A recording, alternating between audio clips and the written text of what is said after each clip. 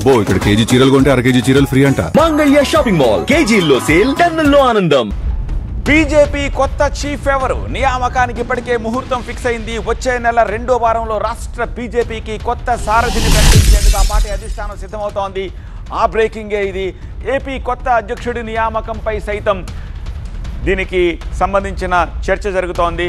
ఆ బ్రేకింగ్సే ఇవి. July 1న Telangana BJP కొత్త అధ్యక్షుడిని ఎన్నుకోబోతున్నారు. ఏపీతో పాటు తెలంగాణ రాష్ట్ర అధ్యక్షుడి ఎంపిక జరగబోతోంది. బీజేపీ రాష్ట్ర అధ్యక్షుల ఎంపికకు రేపు నోటిఫికేషన్ రాబోతోంది. జూలై మొదటి వారంలోనే 10 రాష్ట్రాల అధ్యక్షుల ఎంపిక బీజేపీ ఎన్నికల రిటర్నింగ్ అధికారి లక్ష్మణ్ ప్రకటనతో కన్ఫర్మ్ అయిపోయింది. కొత్త సారథి నేతృత్వంలో స్థానిక ఎన్నికలకు వెళతామని విజయ్ బావుట ఎగరేస్తామంటున్నారు ఎంపీ లక్ష్మణ్. తెలంగాణలో పార్టీని అధికారంలోకి తీసుకొచ్చే సామర్థ్యం ఉన్న నేతకే పగ్గాలు అప్పగిస్తామని ఎంపీ లక్ష్మణ్ అంటున్నారు. మరింత సమాచారం మా సీనియర్ కరెస్పాండెంట్ విద్యాసాగర్ అందిస్తారు. బీజేపీ జాతీయ ఎన్నికల రిటర్నింగ్ అధికారిగా ఉన్నటువంటి ఎంపీ లక్ష్మణ్ ప్రస్తుతం మనతో ఉన్నారు. సరే, ఎట్లా అనుకోవచ్చు, బీజేపీ రాష్ట్ర అధ్యక్షుల ఎంపిక పహల్గాం ఘటన తర్వాత కొంత పాజ్ అయినటువంటి పరిస్థితి, మళ్ళీ ప్రక్రియ కొనసాగుతుంది అనుకోవచ్చు. ప్రపంచంలోనే అతిపెద్ద రాజకీయ పార్టీగా ఆవిర్భించిన పార్టీ భారతీయ జనతా పార్టీ. 14 కోట్ల మంది సభ్యులతో కొనసాగుతున్నటువంటి ఏకైక పార్టీ ఈ ప్రపంచంలోనే అది బీజేపీ. ఆ పార్టీకి ఇవాళ ప్రధానమంత్రి మోదీ గారు, అధ్యక్షులు నడ్డా గారు, అమిత్ షా గారు, మరి అదే రకంగా బిఎల్ సంతోష్ గారు నన్ను జాతీయ ఎన్నికల అధికారిగా ప్రకటించడం అనేది నిజంగా నేను గర్వపడుతున్నాను. పహల్గాం లాంటి అవంతరాలు రావడం వల్ల కొద్దిగా స్తబ్దత ఏర్పడి ఇప్పుడు మళ్ళీ 2వ విడతలో మరి అన్ని రాష్ట్రాల్లో కూడా ఈ సంస్థాగత ఎన్నికల ప్రక్రియను వేగవంతం చేయడం. నిన్ననే ఎన్నికల అధికారిగా 3 రాష్ట్రాలకు ఎన్నికల అధికారులను ప్రకటించడం జరిగింది. మరి రేపు 1వ తేదీ ఆంధ్రప్రదేశ్ అధ్యక్షునిగా ఎన్నిక జరగబోతుంది. తెలంగాణలో కూడా బహుశా అదే సమయంలో కూడా తెలంగాణ రాష్ట్ర అధ్యక్షుని ఎంపిక ప్రక్రియ కూడా జరిగే అవకాశం. తెలుగు రాష్ట్రాలకు సంబంధించి స్టేట్ ఎలక్షన్ ఆఫీసర్లని జనవరి 2వ తారీఖున ప్రకటించారు. తెలంగాణకు శోభా కరంద్లాజే కావచ్చు, ఏపీకి పిసి మోహన్ కావచ్చు. వీటికి సంబంధించి ఇప్పుడు నోటిఫికేషన్ ఏపీకి ఎప్పుడు రాబోతుంది, తెలంగాణకి ఎప్పుడు ఉంది?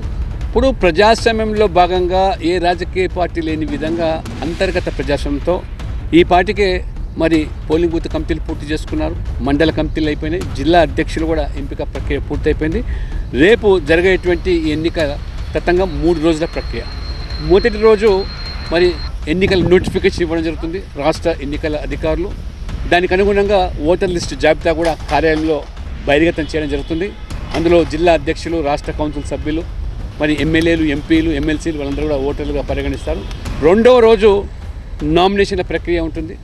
నామినేషన్లో మరి స్క్రూటినీ, ఆ తర్వాత విత్డ్రాయల్ తర్వాత మిగిలిపోయినటువంటి మరి అభ్యర్థులు. 3వ రోజు అధ్యక్షుడి ఎన్నిక ప్రక్రియ ఉంటుంది. కాబట్టి 3 రోజుల తతంగం అన్ని రాష్ట్రాల్లో జరుగుతుంది. మన రాష్ట్రాల్లో కూడా ఈ 3 రోజుల ప్రక్రియ.